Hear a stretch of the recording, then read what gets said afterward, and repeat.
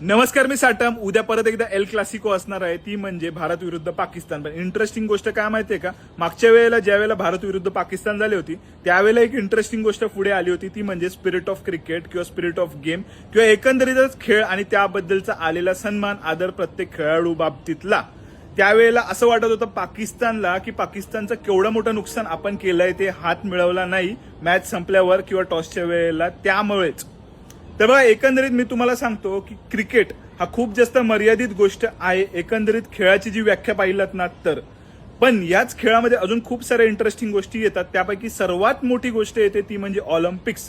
याच ऑलिम्पिकमध्ये बऱ्याच वेळेला हे जे रिस्पेक्ट ऑफ गेम किंवा स्पिरिट ऑफ गेम बोलतो ना, ते एकदमच ढाब्यावर बसवलेलं आहे. त्याबद्दलचे 2-3 किस्से मी तुम्हाला सांगतो. त्यातील पहिला किस्सा तो म्हणजे वंशवादाचा आहे. एका ऑलिम्पिकमध्ये ना वंशवादावरून एक इंटरेस्टिंग किस्सा झाला होता. जे पोडियम फिनिश केलं होतं ना ज्या खेळाडूंनी, त्यांनी अशा प्रकारची साईन लँग्वेज केली होती की आम्ही वंशवादाच्या विरोधात आहे. त्यावेळेला जग इतकं तयार नव्हतं ह्या वादासाठी किंवा एकंदरीत रेसिझमच्या विरोधात लढण्यासाठी. त्यामुळे यांच्यावर बंधन घातलं होतं आणि त्यांचं मेडल काढून घेतलं गेलं होतं. हल्लीच्याच ऑलिम्पिकमध्ये उत्तर कोरिया आणि दक्षिण कोरियातील खेळाडू आहेत ना, त्यांनी एकत्र पोडियम फिनिश केलं होतं आणि त्यानंतर एकत्र सेल्फी काढली होती आणि ती सेल्फी रातोरात व्हायरल झाली होती. त्यापुढे ती जी उत्तर कोरियातील खेळाडू आहे ना, तिचं काय झालं ना, हा संशोधनाचा विषय आहे. आता मला सांगा, इथे सर्वीकडे कुठे आलाय स्पिरिट ऑफ गेम किंवा मग खेळाच्या वेगवेगळ्या प्रकारचा जो मान सन्मान, रिस्पेक्ट. आणि अजून एक गोष्ट ती म्हणजे बघा, खेळ एक माध्यम आहे.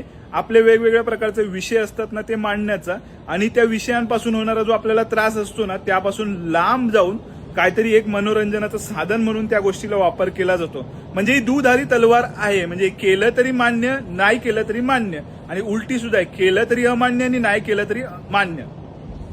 नाही अमान्य. आता जो ओमानचा जो बिकट प्रसंग आपल्या पुढे ओढावला होता तो तर पार झालेला आहे. पण ह्यामुळे खुशीत गाजरं खात असलेलं पाकिस्तान आहे ना, ते कशा प्रकारे उद्या खेळतंय आणि भारत त्याला कसं प्रत्युत्तर देत आहे हे पाहणं इंटरेस्टिंग राहणार आहे. आणि स्काय शेक, ज्याचं डेफिनेशन आहे की जा हात मिळवत नाही, हा नाट्यमयी प्रसंग उद्या परत घडतो का हे पाहणं इंटरेस्टिंग राहीलच उद्याच्या मॅच मध्ये. बाकी तोपर्यंत कनेक्टेड राहा. आणि आपण 7,000 फॉलोअर्स कंप्लीट केलेले आहेत आणि आता आपण 10,000 कडे कूच करत आहे. तर लवकर लवकर ज्यांनी फॉलो केलेलं नाही आणि रील्स बघतात आणि कॉन्टेंट आवडतोय त्यांनी सबस्क्राईब फॉलो करायला बिलकुल विसरू नका. ठोका ते बटन जाऊन. तोपर्यंत हर हर महादेव. आणि मी पाहतोय किती लवकर आपण 10,000चा टप्पा पार करतोय ते.